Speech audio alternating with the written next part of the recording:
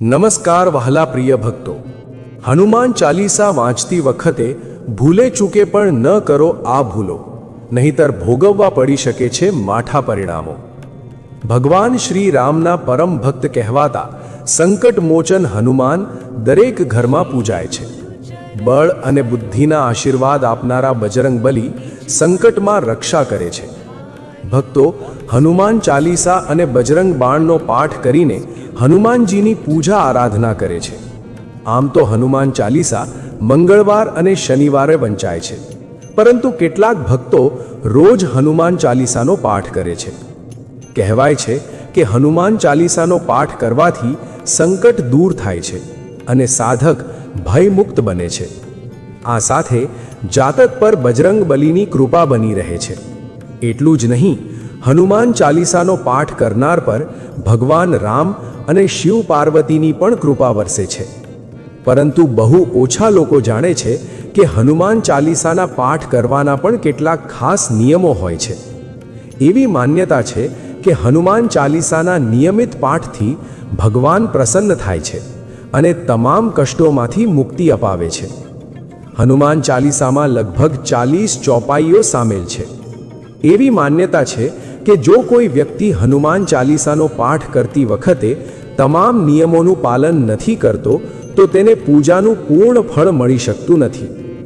જો તમે હનુમાન ચાલીસા વાંચતી વખતે એક નાની ભૂલ પણ કરી દો છો તો તમને પૂજાનું ફળ પ્રાપ્ત થતું નથી. આ વિડીયોમાં હું તમને જણાવીશ કે હનુમાન ચાલીસા વાંચતી વખતે કઈ ભૂલો ભૂલે ચૂકે પણ ન કરવી જોઈએ.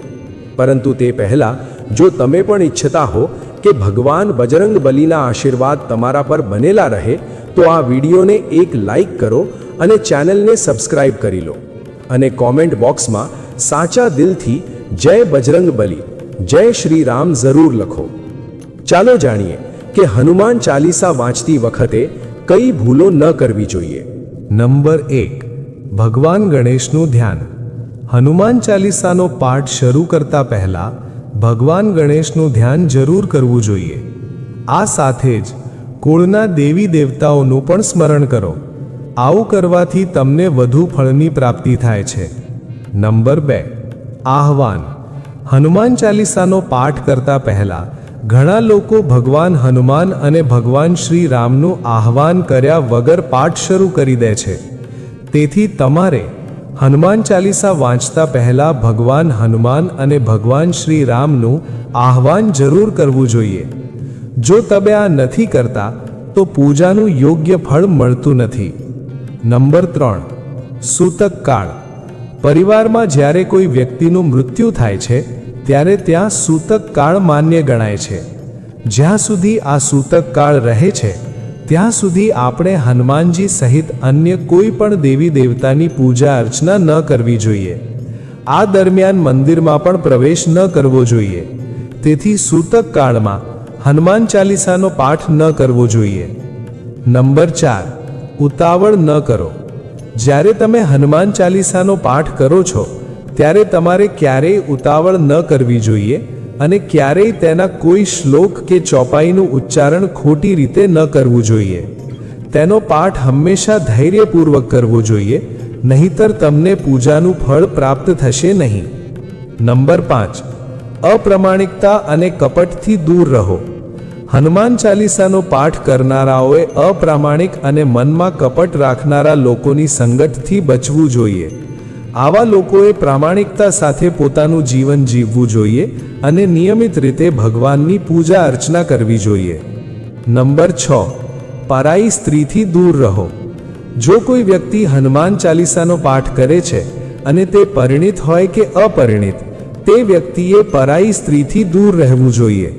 આનો અર્થ એ છે કે જો કોઈ વ્યક્તિના લગ્ન થઈ ગયા હોય તો તેણે પોતાની પત્ની સિવાય અન્ય કોઈ સાથે સંબંધ ન રાખવા જોઈએ અને જો કોઈના લગ્ન ન થયા હોય તો તેણે સ્ત્રીઓથી મર્યાદા જાળવવી જોઈએ, કારણ કે લગ્ન પહેલા તમામ સ્ત્રીઓ પરાઈ સ્ત્રી સમાન છે.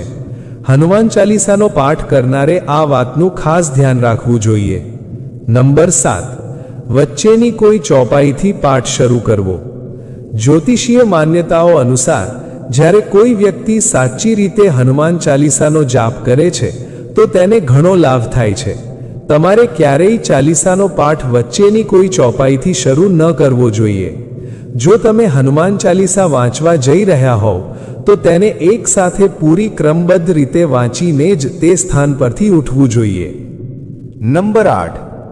તામસિક ભોજન અને મદિરાનું સેવન. જો તમે હનુમાન ચાલીસાનો પાઠ કરો છો તો ખાતરી કરો કે તમે ભૂલે ચૂકે પણ તામસિક ભોજન એટલે કે માંસાહાર, ડુંગળી, લસણ કે મદિરા એટલે કે દારૂનું સેવન ન કરો. આવું કરવાથી તમે હનુમાનજીના ક્રોધના પાત્ર બની શકો છો. હનુમાનજી બાળ બ્રહ્મચારી છે અને હંમેશા તામસિક ભોજનથી દૂર રહેનારા છે. નંબર 9. પવિત્રતા. હનુમાન ચાલીસાના પાઠ દરમિયાન બ્રહ્મચર્ય, પવિત્રતા, શુદ્ધતા અને સાફ સફાઈનું ધ્યાન ઘણા લોકો રાખતા નથી. મહિલાઓ જો હનુમાન ચાલીસાનો પાઠ કરી રહી હોય તો તેમણે માસિક ધર્મ દરમિયાન વિશેષ ધ્યાન રાખવું જોઈએ કે તેઓ મૂર્તિને સ્પર્શ ન કરે. ઘણા લોકો આ ભૂલ કરે છે, તેથી જ આ બાબતનું વિશેષ ધ્યાન રાખવું જોઈએ. નંબર 10. દીવો. હનુમાન ચાલીસાના પાઠ કરતા પહેલા દીવો પ્રજ્વલિત જરૂર કરવો જોઈએ. દીવામાં જે વાટ લગાવવામાં આવે છે તે લાલ સૂતર એટલે કે લાલ દોરાની હોવી જોઈએ. કોઈ પણ સ્થળે પૂજા કરતા પહેલા દીવો જરૂર પ્રગટાવો. હનુમાન પૂજા દરમિયાન જે દીવો પ્રગટાવો તેમાં ચમેલીનું તેલ અથવા શુદ્ધ ઘી હોવું જોઈએ. હનુમાન ચાલીસાના પાઠ દરમિયાન માત્ર એક વસ્ત્ર પહેરીને પાઠ કરવો અથવા પૂજા કરવી વધુ ઉત્તમ ગણાય છે. નંબર 11. પોતાના નામનું ઉચ્ચારણ. એવી પણ માન્યતા છે કે જ્યાં લખ્યું છે કે તુલસીદાસ સદા હરિચેરા, કીજે નાથ હૃદય મહડેરા, ત્યાં તુલસીદાસની જગ્યાએ તમારે તમારા નામનું ઉચ્ચારણ કરવું જોઈએ. ઘણા લોકો આ ભૂલ કરે છે, તેથી જ તેમને પૂર્ણ લાભ મળતો નથી. નંબર 12. આસન. ભગવાન હનુમાનજીની મૂર્તિ કે છબીને લાકડાના પાટલા પર લાલ કપડું પાથરીને સ્થાપિત કરો અને પોતે કુશના આસન પર બેસીને જ ચાલીસાનો પાઠ કે પૂજા કરો. નંબર 13. કોઈની સાથે ઝઘડો કરવો.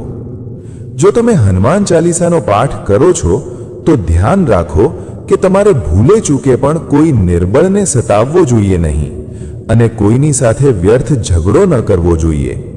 તમારે કોઈનું અપમાન ન કરવું જોઈએ અને કોઈના માટે અપશબ્દોનો પ્રયોગ પણ ન કરવો જોઈએ, નહીંતર ભગવાન હનુમાનજી તમારા પર નારાજ થઈ શકે છે. નંબર 14. સાફ તન અને મનથી પાઠ કરવો. એવું માનવામાં આવે છે કે જો તમે ઘરમાં હનુમાન ચાલીસાનો પાઠ કરો છો તો હંમેશા શુદ્ધ તન અને મનથી મંદિરમાં દીવો પ્રજ્વલિત કરીને ભગવાન હનુમાનજીનું ધ્યાન ધરતા પાઠ કરો. જો તમે આવું નથી કરતા તો પૂજાનું ફળ પ્રાપ્ત થશે નહીં. નંબર 15. જીવનસાથી સિવાય અન્ય કોઈ સાથે સંબંધ. જો તમે પરિણીત છો અને હનુમાન ચાલીસાનો પાઠ કરો છો તો તમારે જીવનસાથી સિવાય અન્ય કોઈ સાથે સંબંધ બાંધવાની વાત વિચારવી પણ ના જોઈએ. આવું કરનારાઓને ક્યારેય હનુમાન ચાલીસાના શુભ ફળ મળતા નથી. નંબર 16. ગરીબો અને પ્રાણીઓને સતાવવા નહીં. જો તમે ઘરની સમૃદ્ધિ માટે હનુમાન ચાલીસાનો પાઠ કરો છો તો ભૂલે ચૂકે પણ કોઈ પ્રાણી કે ગરીબને ન સતાવો. આવું કરવાથી પૂજાનું ફળ નથી મળતું અને ઘરમાં અશાંતિ રહે છે. નંબર 17. કોઈ અપરાધ ન કરવો અને જૂઠ ન બોલવું. જો તમે હનુમાન ચાલીસાનો પાઠ કરો છો તો તમારે કોઈ પણ પ્રકારનો અપરાધ ન કરવો જોઈએ. તમારે કોઈની સાથે છળ કપટ કરવાથી પણ બચવું જોઈએ અને જૂઠ ન બોલવું જોઈએ, નહીંતર ભગવાન હનુમાનજી તમારા પર નારાજ થઈ શકે છે. નંબર 18. સમય. હનુમાન ચાલીસાનો પાઠ કરવા માટે એક સમય નિર્ધારિત કરવો જોઈએ. ઘણા લોકો જ્યારે મન થાય ત્યારે પાઠ કરે છે અને જ્યારે મન ન હોય ત્યારે નથી કરતા. આ ભૂલ ઘણા લોકો કરે છે. તમારે હનુમાન ચાલીસાનો પાઠ એક જ સમયે કરવો જોઈએ. નંબર 19. સ્થાન. હનુમાન ચાલીસા એક પવિત્ર જગ્યાએ બેસીને જ કરવી જોઈએ. ખાસ કરીને તમારા ઘરના પૂજા સ્થળ પર, મંદિરમાં, તીર્થ ક્ષેત્રમાં અથવા પહેલેથી જ સાફ સફાઈ કરીને પવિત્ર કરેલી જગ્યાએ ગમે ત્યાં રસ્તા પર બેસીને પાઠ ન કરવો જોઈએ. નંબર 20. દોહા. ઘણા લોકો હનુમાન ચાલીસાનો પાઠ તો કરે છે પણ તેના દોહા નથી વાંચતા, જે હનુમાન ચાલીસાનો જ ભાગ છે. તેથી તમારે હનુમાન ચાલીસાની સાથે સાથે દોહા પણ જરૂર વાંચવા જોઈએ. નંબર 21. અર્પણ. હનુમાન ચાલીસાનો પાઠ કરતા પહેલા તેમની છબી કે મૂર્તિને પવિત્ર જળથી પવિત્ર કરીને તેમને તુલસીની માળા કે જનોઈ પહેરાવીને ભક્તિભાવથી તેમની પસંદગીનો ભોગ અર્પણ કરવો જોઈએ. નંબર 22. મધ્યમ સ્વર. ઘણા લોકો હનુમાન ચાલીસાનો પાઠ ઊંચા સ્વરમાં અશુદ્ધ ઉચ્ચારણ સાથે કરે છે અથવા એકદમ ધીમા સ્વરમાં કરે છે. આ ભૂલ લગભગ બધા કરે છે. તમારે હનુમાન ચાલીસાનો પાઠ મધ્યમ સ્વરમાં કરવો જોઈએ. નંબર 23. 3 પ્રહરમાં હનુમાન ચાલીસા. જો તમે હનુમાન ચાલીસાનો રોજ પાઠ કરો છો તો મંગળવારના દિવસે 3 પ્રહરમાં હનુમાન ચાલીસાનો પાઠ કરવો જોઈએ. આ દિવસ હનુમાનજીનો ખાસ દિવસ હોય છે અને આ દિવસે 3 વાર પાઠ કરવાથી સાધકને શુભ ફળ મળે છે. આ ઉપરાંત સાધકે શનિવારે પણ હનુમાનજીની પૂજા સાથે પાઠ કરવો જોઈએ. આનાથી શનિદેવનો પ્રકોપ ઓછો થાય છે. નંબર 25. હનુમાનજીને સ્પર્શ કરવો. મહિલાઓને હનુમાનજીને સ્પર્શ કરવાની મનાઈ હોય છે કારણ કે તેઓ બ્રહ્મચારી હતા. તેથી મહિલાઓ ન તો હનુમાનજીને વસ્ત્ર ચઢાવી શકે છે અને ન તો તેઓ જળથી હનુમાનજીને સ્નાન કરાવી શકે છે. પરંતુ જળ ચઢાવ્યા વગર કોઈ પણ પૂજા અધૂરી ગણાય છે. તેથી મહિલાઓએ હનુમાન ચાલીસાનો પાઠ કરતા પહેલા પોતાની સામે એક કળશમાં પાણી ભરીને રાખવું જોઈએ અને પાઠ પૂરો થયા પછી તે જળને પ્રસાદ તરીકે ગ્રહણ કરી લેવું જોઈએ. નંબર 26. સૂતા પહેલા હનુમાન ચાલીસાનો પાઠ. સૂતા પહેલા હનુમાન ચાલીસાનો પાઠ કરવાથી જીવનમાં ઘણા પ્રકારના સંકટોમાંથી મુક્તિ મળે છે અને આસપાસનું વાતાવરણ પણ શુદ્ધ રહે છે. એવી માન્યતા છે કે જો હનુમાન ચાલીસાનો પાઠ રાતના સમયે કરવામાં આવે તો તેનાથી હનુમાનજીની સિદ્ધિઓ મળી શકે છે. નંબર 27. સવારે સ્નાન કર્યા પછી કરો પાઠ. હનુમાન ભક્તે સવારે સ્નાન કર્યા પછી જ હનુમાન ચાલીસાનો પાઠ કરવો જોઈએ. તમે સાંજકાળે પણ હનુમાન ચાલીસા વાંચી શકો છો. રાત્રે સૂતા પહેલાં પણ વાંચી શકાય છે. તો આ હતી એ ભૂલો જે હનુમાન ચાલીસા વાંચતી વખતે ન કરવી જોઈએ. જો વિડીયો સારો લાગ્યો હોય તો વિડીયોને લાઈક અને શેર કરો અને તમારી પોતાની ચેનલ ધાર્મિક પુરાણને સબસ્ક્રાઇબ કરીને બેલ નોટિફિકેશનને ઓલ પર સેટ કરી દો, જેથી તમને અમારા આવનારા દરેક નવા વિડીયોની નોટિફિકેશન સૌથી પહેલાં મળી જાય. વિડીયો જોવા માટે તમારો આભાર.